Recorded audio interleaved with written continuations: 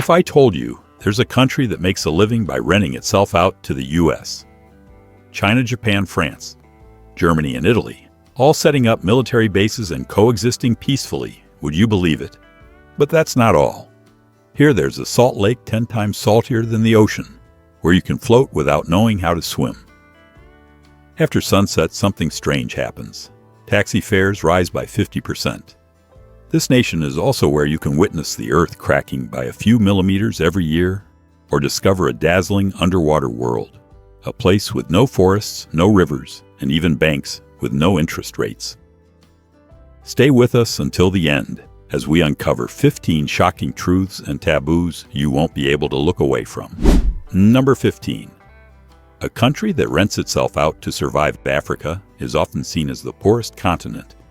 Yet Djibouti, located on the Horn of Africa, has earned the nickname Dubai of Africa. While it's not as glamorous, the cost of living here is surprisingly higher. Unlike nations that rely on oil or tourism, Djibouti survives by leasing out its land, becoming home to the largest concentration of foreign military bases in the world.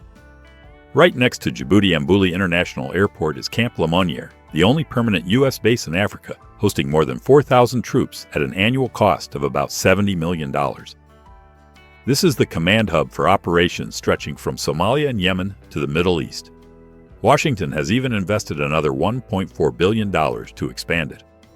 Close by, China built its first ever overseas military base in 2017, a massive complex with a port big enough for aircraft carriers, warehouses, a hospital, and housing for about 2,000 troops.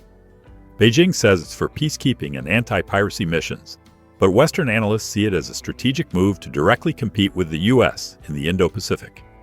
Across from Lemonnier sits Japan's military base, opened in 2011, costing around $30 million a year. Officially, Tokyo says it's to fight piracy, but its true aim is to protect vital trade routes. 10% of Japan's global goods pass through the nearby Bab al-Mandab Strait. France, Italy, and Germany also maintain bases here. So what makes Djibouti so attractive? Its unmatched location. Right at the gateway between the Red Sea and the Gulf of Aden, controlling the entrance to the Suez Canal, where nearly 1/3 of the world's oil and goods pass daily. Having a base in Djibouti means controlling one of the planet's most critical shipping lanes linking Asia, Europe, and the Middle East. In addition to 6 foreign bases, Djibouti still keeps a small national army. The rental income fuels the economy, paying civil servants' salaries, building infrastructure, and supporting a wave of local businesses that depend on the bases. Number 14. The most extreme weather on Earth. Step into Djibouti in August, and it feels like opening the door to a giant oven. This isn't an exaggeration. It's confirmed by NASA and the World Meteorological Organization. Djibouti ranks among the hottest places on Earth. In the Danakil Depression, ground temperatures can exceed 150 degrees, while in the capital, Djibouti City, outdoor thermometers often push past 122 degrees. The heat doesn't just surround you, it radiates upward from the scorching ground, making you feel like shedding your clothes would be the only relief. Locals say you can leave a water bottle in the sun for a few minutes and it's hot enough to brew tea or even fry an egg on the pavement. How do people survive this? Most wake up at 4 to 5 a.m. to work before the brutal sun rises. By 11 a.m., daily life stops, shops close, offices lock up, and streets empty out except for a few camels. The heat has shaped a culture of long midday naps, often 2 to 3 hours, something unusual for Westerners. In Djibouti City, traditional coral stone houses with half-meter-thick walls act like natural refrigerators. At night, many people sleep outdoors on mats to catch cooler breezes. During the day, locals gather in tea houses, sip sugary tea, and chew cat leaves to pass the time and distract themselves from the oppressive heat. For Western visitors, survival means adjusting. Don't live like you're in New York or Los Angeles. Follow Djiboutians' rhythm. Wake up early, take long midday breaks, and treat evenings as the heart of the day. Drink at least a gallon of water and wear loose cotton clothes. Number 13. Women forbidden to marry outside their faith. Like many Muslim countries, men here are allowed up to 4 wives. According to a 2019 United Nations survey, more than 20% of adult Djiboutian men live in polygamous households. But what's truly shocking is the unequal rules on marriage. Muslim men in Djibouti can marry non-Muslim women, Christian or Jewish, for example. Yet Muslim women are absolutely forbidden to marry non-Muslim men unless the man converts to Islam. Countless interfaith love stories have ended in heartbreak, rejected by both families and Sharia law. And of course, women marrying multiple husbands is not allowed. Divorce is just as unfair. According to Equality Now, fewer than 5% of divorces in Djibouti are initiated by women. Sharia law dictates that a woman can only divorce with her husband's consent or in extremely rare cases of severe religious violations. This leaves many women trapped in marriages they cannot leave. As one Djiboutian woman told the BBC, "Here men hold the keys to the door, while women can only stand and watch." Number 12. Djibouti's ambition to shift to 100% renewable energy. Djibouti is often called the Dubai of Africa because of its strategic location on the Red Sea, but the reality is very different. It remains a poor country with weak infrastructure and some of the highest electricity costs in Africa. The government has set an ambitious goal by 2035. All of Djibouti's electricity will come from renewable energy. The three pillars of this plan are solar, geothermal, and wind. Djibouti enjoys over 3,200 hours of sunshine each year, ranking among the sunniest places on Earth. The Grand Barra Solar Park is under construction, promising to power tens of thousands of homes, though its current output is still modest. At the same time, Djibouti hopes to harness abundant geothermal energy from the East African Rift. The Assal Lake geothermal plant is expected to become the centerpiece of clean power, but progress has been slow due to high costs. In 2021, Djibouti officially launched its first commercial-scale wind project, the 60-Mao or Mibno Gubet wind farm. Still, the gap between ambition and reality is wide. More than 60% of Djibouti's electricity is currently imported from Ethiopia. The domestic grid is weak and prone to outages. Average electricity costs run about $0.35 per kilowatt, 3 to 4 times the global average. For poor families, this means saving every single light bulb and fan, even when outdoor temperatures soar past 120 degrees with 40 strokes. Number 11. Brides wear golden masks on their wedding day. In Djibouti, one of the most striking moments of a wedding is when the bride covers her face with a golden mask. This isn't just decorative, it carries deep religious and social meaning. Gold symbolizes purity, wealth, and protection from the evil eye of envy. The mask is often intricately crafted, sometimes custom-made by artisans, and in some cases weighs several hundred grams of pure gold. Traditional Djiboutian weddings can last 3 to 7 days. During that time, the bride may change into several outfits, but the golden mask is only removed during the sacred moment when she becomes a wife under the witness of family and Islamic clerics. For many families, the mask also reflects honor and status. The more elaborate the mask, the greater the family's prestige. An interesting detail is that older women in the family are the ones who help the bride put on the mask as a ritual of passing down tradition. In rural Afar villages, some brides must sit still for hours as makeup and the mask are carefully applied, while drums beat and traditional dances continue throughout the celebration. Number 10. Islamic banking forbids charging interest. In Djibouti, you'll encounter something that shocks many visitors from the US or Europe. The entire financial system runs on Islamic banking. Its core principle is the absolute prohibition of charging interest, a practice that forms the backbone of Western banking. Instead of lending money and collecting interest, Islamic banks share both risks and profits with their clients through methods such as asset buybacks, joint investments, or long-term leasing. This means that if you're an American used to a credit card with an 18% APR or a 30-year fixed-rate mortgage, Djibouti will feel like stepping into a parallel universe. Here, banks don't make money from money. Instead, every transaction must be tied to a real business or asset. For example, instead of lending you $100,000 to buy a house and charging interest, the bank would purchase the house itself and then sell it back to you at a higher price, allowing you to pay in installments over time. For locals, this system is seen as fair and ethical since it links financial profit to real-world activity and avoids the rich making money from the poor. For foreign investors, especially those from the West, it's both a challenge and an opportunity. Many global financial corporations have had to redesign their products to comply with Sharia standards if they want to operate in Djibouti. Number 9. Djiboutian men and the mark of honor on their faces. In Djibouti, a man's beard is not just a style choice, it's considered a mark of honor. Similar to neighboring Somalia, where most of the population is Muslim, Djiboutian men see the beard as a symbol of religion, dignity, and maturity. A man who shaves too closely or keeps a clean-shaven face is often viewed with suspicion, considered unserious, and even untrustworthy in matters of business or marriage.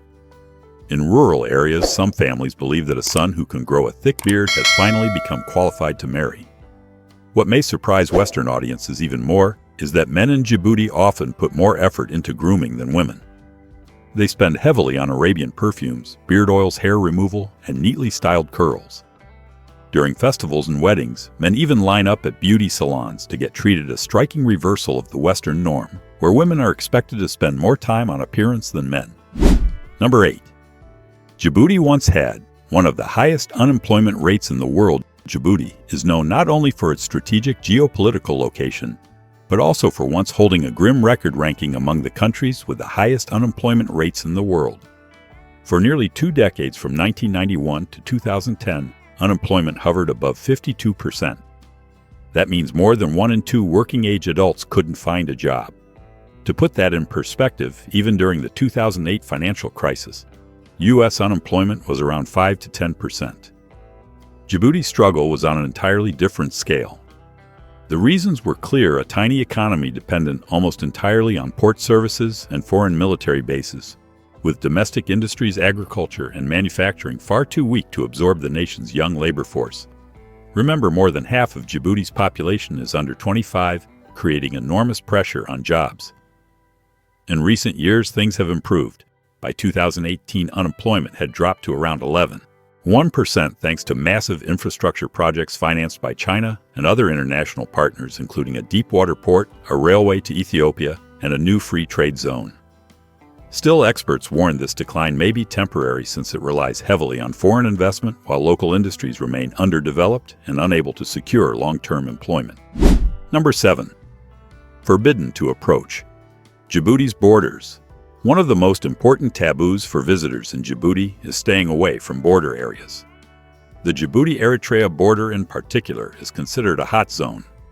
In June 2008, serious clashes broke out there when Eritrean forces moved into disputed territory, resulting in casualties on both sides.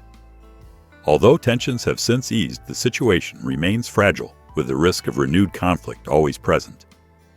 Even international organizations frequently issue travel warnings about this region. Tourists are also advised to avoid remote border zones such as the area with Somaliland in northwest Somalia, where security forces are thin and government control is weak. These areas pose not only security risks, but also practical dangers. No reliable gas stations, hospitals, or rescue services. Some vloggers have reported that just a few dozen miles outside Djibouti City, you can already feel the isolation cell service disappears, roads turn rough, and the presence of patrols is virtually non-existent. Number 6. Lake Assal, Africa's lowest point and 10 times saltier than the ocean. Picture a place where the ground sinks 509 feet below sea level. The air scorches at 110 degrees, and before you stretches a blinding white sea of salt, reaching the horizon. That's Lake Assal, the lowest point in Africa and one of the saltiest lakes in the world. With salt concentrations 10 times higher than the ocean, even saltier than the Dead Sea, Lake Assal is both harsh and mesmerizing. Hot springs feed part of the lake, constantly regenerating its salt crust, which sparkles like mirrors under the blazing sun. For centuries, locals have harvested this salt for daily use and trade. Not far away lies Lake Abbey, a surreal, otherworldly landscape. Deep fractures in the earth allow magma to escape, and over thousands of years, travertine deposits have formed hundreds of towering limestone chimneys, some rising 165 feet, venting clouds of white steam like giant smokestacks. When water levels dropped by 2/3 in the 1950s, explorers finally witnessed the full scale of these formations, often describing it as stepping into a science fiction movie. What makes Djibouti unique is this rare contrast. In one place, you can stand at the lowest point on the continent and taste salt sharper than any ocean. In another, you're surrounded by steaming stone towers that feel like a distant planet. Number 5. Taxi fares jump by about 50% after sunset. In Djibouti City, almost all urban travel depends on taxis. There are no subways, no modern city bus system, and no ride-hailing apps like Uber or Bolt. With over 75% of the population living in the capital, taxis are both a lifeline and a burden. The most controversial issue is the nighttime fare. Once the sun sets, prices usually rise by about 50%. The reason isn't just higher demand.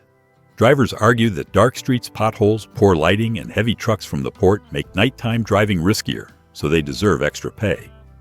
Travel vloggers often warn that the posted average fare of $11 for a 3 to 4 mile ride from Mbuli Airport can easily double or even triple, especially for first-time visitors. Some drivers take advantage of the darkness by refusing to turn on the meter, pressuring passengers into paying inflated flat rates. Inside the city, traffic jams near the port and shopping districts also push costs higher as meters rack up waiting charges. For visitors, the best advice is simple: negotiate the price before getting in, or ask your hotel to call a taxi for you to avoid being overcharged in the dark. Number 4. The Tears of Africa. Djibouti is often called the Tears of Africa, and the name comes from a dramatic scientific reality. The country sits on the Afar Triple Junction, where 3 massive tectonic plates, the African, Arabian, and Somali, meet. Here, the Earth is literally tearing itself apart.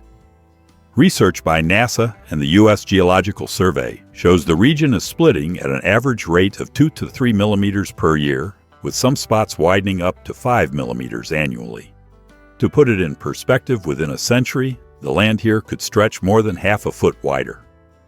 Walking across the Grand Barra Desert or around Lake Assal, visitors can see long, jagged cracks snaking through the ground, sometimes several feet wide. These aren't remnants of the past. They are signs of an ongoing process happening right under our feet.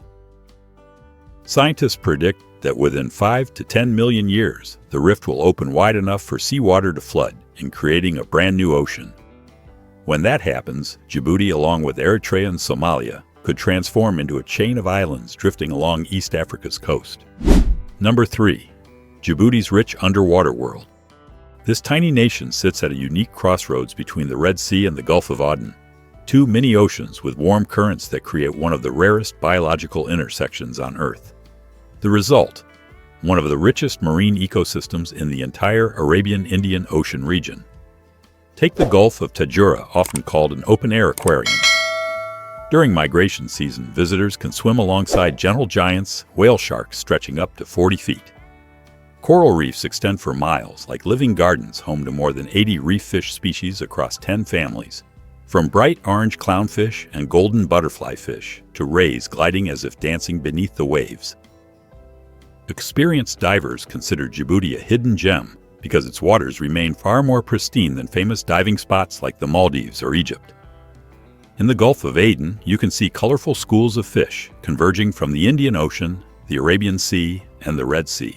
And it's not just fish. Sea turtles glide silently, while dolphins leap from the surface, creating a living seascape rarely preserved elsewhere. Djibouti's marine park rivals Moheli and Comoros, boasting dazzling coral gardens that attract both scuba divers and snorkelers. For ocean lovers, this is a destination you simply cannot miss. Number 2. The world's least forested country. Imagine standing in a place on Earth where the color green has almost vanished. That's Djibouti, a small nation on the Horn of Africa, where less than 0.5% of the land has tree cover. The rest is barren desert rocky terrain and sparse shrubs, earning Djibouti a place among the 16 barest countries on the planet. Unlike Arizona or Nevada, which still have stretches of pine forest clinging to mountains, Djibouti is virtually treeless. And it's not just forest, it lacks the country, doesn't even have a single river. Yes, every drop of fresh water comes from scarce rainfall, salty lakes, or limited groundwater. With summer temperatures topping 110 degrees daily, life depends heavily on desalinated seawater or imported supplies. Step into the capital, Djibouti City, where over 75% of the population lives, and you'll see crowded neighborhoods and markets buzzing with fresh cat leaves shipped in from Ethiopia, standing in stark contrast to the desolate landscape outside the city. It's hard to believe such a harsh environment sits right next to one of the busiest shipping routes in the world. Number 1. The taboo of showing the soles of your feet. You might casually cross your legs in a New York cafe or rest your feet on the table while watching football in Texas. But in Djibouti, that simple act can brand you as rude in an instant. Here, the soles of the feet are seen as the lowest, dirtiest part of the body, and showing them signals disrespect. Sitting with your feet spread out, exposing heels or soles towards someone is like saying, "I look down on you." That's why Djiboutians keep both feet flat on the floor or tucked neatly under them, even while sitting for hours in a hot tea house. Using your foot to point at someone is considered outright insulting, the cultural equivalent of flipping someone off in America. To avoid awkward moments, travelers should pay close attention to posture. If you're used to crossing your legs, opt instead to keep both feet flat on the ground or sit with legs neatly together. Djibouti closes as a portrait of fire and rules a land of extremes and taboos. Which fact shocked you the most? Comment below with the number that caught your attention and why. If you enjoy cultural stories that flip your perspective, don't forget to subscribe and ring the bell so you won't miss the next episode. Share this video with a friend who loves adventure, who knows they might just want to fly with you straight to Lake Assal.